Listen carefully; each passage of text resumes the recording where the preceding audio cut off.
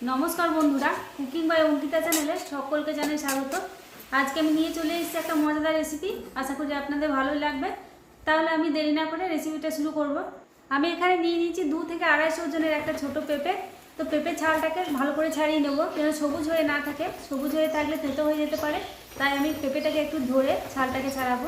আর আমি এই রেসিপিটার জন্য নিয়েছি 250 গ্রামের দুধ। তো দুধটাকে আমি ভালো করে মেরে চাচি বানিয়ে নেব।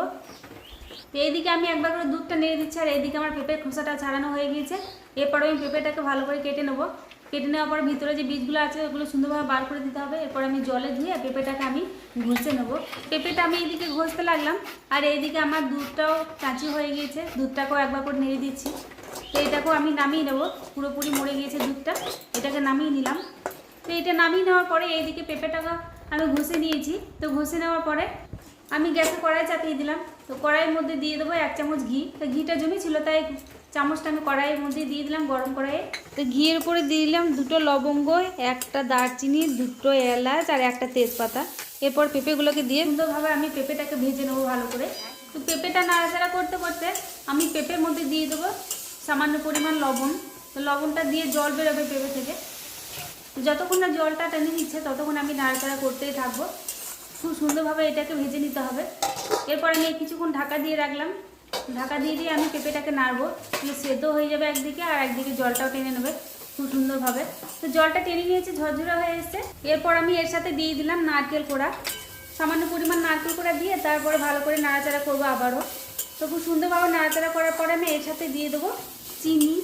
চিনিটাও আমি দিয়ে দিলাম। তো চিনিটা দেওয়ার পরে আমি আবারও নাড়াচাড়া করবো সুন্দরভাবে।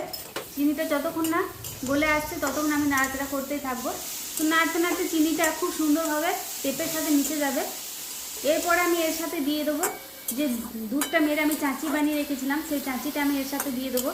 তো চাঁচিটা দেওয়ার পরে আমি আবারও কিছুক্ষণ নাড়াচাড়া করবো। তো নাড়াচাড়া করতে করতে চিনির রসটা যখন টেনে নেবে সম্পূর্ণ, একদম মাখা মাখা হয়ে যাবে, তখন আমি এটাকে নামাবো। আর চাঁচিটা সুন্দরভাবে পেঁপের সাথে মিশে যাচ্ছে। তো চাঁচিটা সুন্দরভাবে পেঁপের সাথে মিশে গিয়ে একদম মাখা মাখা হয়ে যাবে। তারপর আমি এটাকে নামিয়ে নেবো। তো খুব সুন্দরভাবে এটা রেডি হয়ে গেছে আমার। এরপর আমি এটাকে নামিয়ে নিচ্ছি। তো এটা কিছুক্ষণ ঠান্ডা করে নিয়ে তারপরে এটাকে আমি লাড্ডুর আকারে বানিয়ে নেব। আর পেঁপের এই লাড্ডুটা খেতে দারুণ লাগে, খুবই টেস্টি হয় খেতে। তো এইগুলো আমার ঠান্ডা হয়ে এসছে। এরপর আমি হাতের মধ্যে একটু ঘি লাগিয়ে তারপরে এইগুলোকে আমি লাড্ডু বানিয়ে নেব। আর এই লাড্ডু রেসিপিটা সম্পূর্ণ আমার নিজের আইডিয়া থেকে বানিয়েছি, আর খেতে দারুণ হয়েছিল, খুবই টেস্টি হয়েছিল।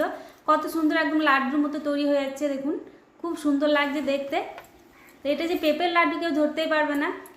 তো সবগুলো লাড্ডু আমার বানানো হয়ে গেল। এরপর আমি এর উপরে একটা করে দিয়ে দেবো কিশমিশ। কিশমিশটা দিলে দেখতেও ভালো লাগে, খেতেও ভালো লাগে, তাই আমি এর উপরে একটা করে কিশমিশ দিয়ে দিলাম। আপনারা চাইলে অন্য কিছু দিয়েও এটাকে সাজিয়ে নিতে পারেন। রেসিপিটা আমি এখানেই শেষ করলাম। আপনারা সকলেই ভালো থাকবেন, সুস্থ থাকবেন। ধন্যবাদ।